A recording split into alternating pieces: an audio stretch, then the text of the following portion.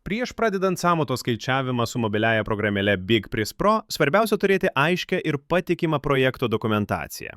Reikia gauti pastato planus, pastato ir mazgų pjūvius, kad būtų galima tiksliai nustatyti darbų kiekius. Būtinas projekto techninių sprendimų aprašas, nuo pamatų iki stogo, kuris užtikrina, kad darbai bus įkainoti pagal realius konstrukcinius sprendimus. Taip pat reikalingas patvirtintas lauko ir vidaus apdailos medžiagų sąrašas, kuris leis suplanuoti medžiagų biudžetą. Renovacijos atveju naudinga turėti objekto nuotraukas ar esamos būklės aprašą. Labai svarbu prieš pradedant skaičiavimą patikrinti medžiagų kainas pas savo tiekėjus, kad sąmata būtų kuo tikslesnė. Turėdami visus šios duomenis, galime greitai ir tiksliai apskaičiuoti darbų kiekius bei parengti patikimą sąmatą su mobiliaja programėle BigPris Pro. Turint darbų kiekius, atidarome mobiliają programėlę BigPris Pro. Atsidarius pagrindiniam ekranui su 5 parinktimis, pasirenkame mums reikalingą darbų kategoriją. Šiuo atveju pasirinksime stalių darbai, tai pati didžiausia kategorija. Todėl pagal ją bus lengviausia suprasti, kaip atliekami skaičiavimai su programa BigPris Pro. Atidarius stalių darbų skyrių, atsiveria pagrindinis skyriaus meniu. Jame matome šiuos poskyrius – statybos komponentai, dokumentai, nustatymai, biudžetas, privatumo politika ir ar reikia pagalbos. Pradedame nuo skaičiavimo nustatymų. Nustatymus galima atlikti ir po skaičiavimų, tačiau šiame mokomajame video pradėsime nuo jų. Atidarius nustatymus, matome kalbos nustatymus. Skaičiavimus galite atlikti jums patogia kalba iš sąrašo – anglų, norvegų, lietuvių ar lenkų. Galutinį skaičiavimo rezultatą klientui galėsite pateikti jam patogia kalba iš pateikto kalbų meniu. Mūsų pavyzdyje pasirinksime lietuvių kalbą. Sekantis nustatymas – ekrano tema. Jos yra dvi – šviesi ir tamsi. Pasirenkate pagal savo nuožiūrą. Toliau valiutos nustatymas. Čia galite pasirinkti, kokią valiutą norite skaičiuoti sąmatą. Programa automatiškai konvertuos valiutų kursus darbo ir medžiagų įkainiams. Mūsų pavyzdyje pasirenkame Norvegijos kroną ir spaudžiame išsaugoti. Kitas nustatymas – valandinis įkainis. Paspaudus ant jo atsidaro laukelis, kuriame įrašome jūsų įmonės valandinį įkainį stalių darbams. Pavyzdžiui, įrašome 560 Norvegijos kronų už valandą be PVM, spaudžiame išsaugoti. Sekantis nustatymas – antkainis. Tai medžiagų antkainio nustatymas. Paspaudus ant šio nustatymo atsidaro laukelis, kuriame procentais įrašome jūsų teikiamoms medžiagoms taikomą antkainį. Pavyzdžiui, 15% spaudžiame išsaugoti. Sekantis nustatymas – statybvietės išlaidos. Tai bendrosios projekto įgyvendinimo sąnaudos, kurios nėra priskiriamos konkrečiam darbui, bet būtinos statybos procesui. Į jas įeina laikinų konstrukcijų, uždangų ir aptarimų įrengimas, laikinų komunikacijų įrengimas ir naudojimas, būtinės patalpos sandėliavimas, darbų vadovo ar projekto vadovo atlygis, techninė priežiūra, tvarkos palaikymas, transportas statybvietėje. Šios išlaidos dažniausiai skaičiuojamos procentais nuo bendros darbų vertės. Spaudžiame ant nustatymo statybvietės išlaidos, atsidaro laukelis, kuriame procentais įrašomi pavyzdžiui 10%. Spaudžiame išsaugoti. Toliau laiko veiksnys. Tai koeficientas, kuriuo koreguojama darbų trukmė atsižvelgiant į projekto sąlygas. Jis gali padidinti arba sumažinti numatytą darbo laiką, pavyzdžiui, dėl sudėtingesnių darbo sąlygų, sezono įtakos ar darbų organizavimo ypatumų. Vertė įrašoma procentais. Spaudžiame ant nustatymo laiko veiksnys, atsidaro laukelis, kuriame procentais įrašome 10% ir spaudžiame išsaugoti. Ir paskutinis nustatymas – PVM. Paspaudžiame ant PVM ir priklausomai nuo šalies, kurioje skaičiuojate sąmatą, įvedame tos šalies PVM tarifą. Šiuo atveju Norvegijoje paliekame 25%. Spaudžiame išsaugoti. Grįžtame į pagrindinį stalių darbų meniu, paspaudžiant rodyklę prie užrašo nustatymai. Stalių darbų pagrindinėme meniu po užrašai stalių darbai ir naujas dokumentas yra dokumento išsaugojimo simbolis. Paspaudus ant jo atsiranda užrašas išsaugoti kaip. Paspaudžiame šį užrašą, atsidaro laukelis, kuriame įrašome šio dokumento pavadinimą. Įrašome pavyzdys 1 ir spaudžiame išsaugoti. Dokumentas išsaugotas. Tęsime darbus. Spaudžiame statybos komponentai poskyrį. Ten randame statybos komponentus. Tai pastato dalis. Stalių darbų komponentus sudaro laikančiosios konstrukcijos, lauko sienos, langai ir lauko duris, vidinės sienos, tardangos, stogas, grindų danga, terasos ir turėklai, vidaus laiptai, angų gręžimas, pastoliai ir atliekų išvežimas. Šalia kiekvieno komponento yra skaičius rodantis, kiek bendrai įkainių yra šiame komponento sąraše. Atidarius kaip pavyzdį lauko sienos komponentą, matome, kad jis susideda iš 3 dalių – nauja statyba, rekonstrukcija ir griovimas. Dauguma komponentų sudaryti iš šių dalių, tačiau yra ir tokių, kur yra tik viena dalis – nauja statyba. Ką reiškia šios dalis? Nauja statyba – įkainių sąrašas taikomas naujai statybai. Rekonstrukcija – įkainių sąrašas taikomas rekonstrukcijos darbams. Griovimas – įkainių sąrašas taikomas griovimo darbams. Nauja statyba įkainius galima naudoti ir renovacijos darbams. Taip pat komponentų sąrašuose su dideliu įkainių kiekiu yra įkainių paieškos funkcija.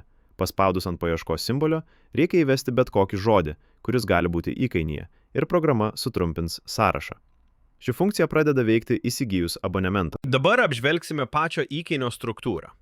Pasirenkame lauko sienos komponentą, nauja statyba ir atsidaro įkainių sąrašas. Pasirenkame, pavyzdžiui, trečią iš viršaus įkainį ir spaudžiame ant jo. Atsidaro pilnas darbų įkainių sąrašas, esantis šiame įkainyje.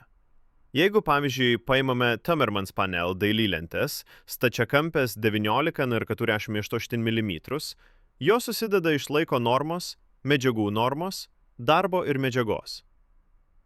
Paspaudus ant šalia esančio pieštuko simbolio atsidaro įrašas, kuriame galima keisti darbo normos laiką ir medžiagų kainą. Apie tai kalbėsime kitame video, apie šablonų sudarimą. Grįžtame į statybos komponentų sąrašą ir pradedame skaičiavimus. Tarkime, turime jau pasiskaičiavę kiekius ir tai yra nauja statyba. Lauko sienų 100 m2, medinis karkasas 48 n 1098 mm, Timmermans panel 19,48 mm, dviguba vėjo izoliacija, 50 mm karkaso pastorinimas, 1 gipso sluoksnis. Langai 6x18, 10 minutės. Vidinės sienos 56 m2, paprastas 75 mm plieno karkasas, izoliacija 70 mm, 1 gipso sluoksnis. Vidaus durys 9x21, 10 minutės. Atidarom lauko sienos, nauja statyba, pasirenkame mums tinkantį įkainį ir jeigu jau žinome, kokie jame yra darbai, iš karto įrašome turimą kiekį – 100 m2. Spaudžiame atliktą ir grįžtame į komponentų sąrašą. Toliau spaudžiame langai ir lauko duris komponentą, pasirenkame naują statybą, atsidaro įkainių sąrašas, susirandame mus dominantį įkainį, lango 6x18 montavimas į medinę sieną. Kad įsitikintume, jog visi mūsų atliekami darbai yra įtraukti į šį įkainį, spaudžiame ant jo. Atsidaro visų darbų sąrašas. Jeigu sąraše yra darbų, kurių nedarysite, juos galima eliminuoti.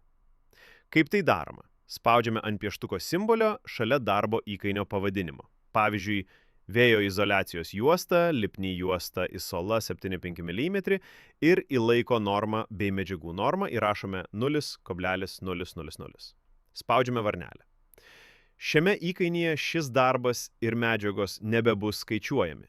Spaudžiame grįžti, prie mums reikalingo įkainio įrašome kiekį 10, spaudžiame atliktą ir grįžtame į statybos komponentų sąrašą. Pavadinęs sienos nauja statyba, pasirenkame mums reikalingą įkainį ir, jeigu reikia, atliekame reikalingas manipulacijas su įkainiu jo viduje. Įrašome kiekį 56 m2, spaudžiame atliktą ir grįžtame į komponentų sąrašą. Ta patį atliekame ir su vidaus duris komponentu. Pasirenkame naują statybą, pasirenkame įkainį, prireikus atliekame pakeitimus ir įrašome kiekį, spaudžiame atliktą ir grįžtame į komponentų sąrašą. Grįžus į komponentų sąrašą ir žinant, kad visi mums reikalingi kiekiai suvesti, grįžtame į pagrindinį stalių darbai meniu, spaudžiame biudžetas ir matome mūsų paskaičiuotą sąmatą.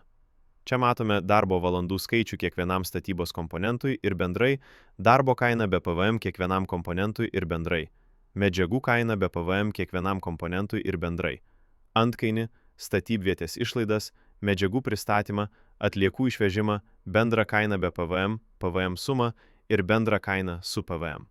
Jeigu viskas paskaičiuota teisingai ir jums tinka, galite iš karto šį biudžeto dokumentą konvertuoti į PDF failą. Viršutinėme dešiniajame kampe paspaudžiame spausdintuvo simbolį, ir atsidaro lentelė su 4 pasirinktimis, ką įtraukti į PDF dokumentą.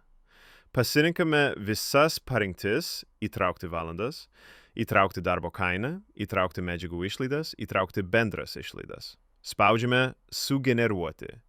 Apačioje atsiranda laukelis, į kurį įvedame dokumento pavadinimą. Įvedus pavadinimą spaudžiame išsaugoti. Dokumentas PDF formatu išsaugomas telefono atmintyje. Uždarius programą, failą galite rasti Mano failai skyriuje. Grįžtame į programą ir einame į Stalių darbai dokumentai. Ten randame savo sąmatą pavyzdys 1. Paslinkus dokumento pavadinimą iš dešinės į kairę atsidaro 4 opcijos. Kopijuoti dokumentą, pasidalinti originaliu dokumento failu su kitų programos naudotoju, konvertuoti dokumentą į PDF formatą ir ištrinti dokumentą.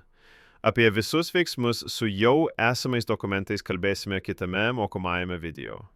Dabar grįžtame į pagrindinį Stalių darbai meniu ir jeigu viską atlikome teisingai, išeiname iš programos paspausdami atgal. Kaip visada, prieš išeinant, programa paklaus ar išsaugoti, spaudžiame išsaugoti ir išeiti. Ačiū už dėmesį ir sėkmės darbuose.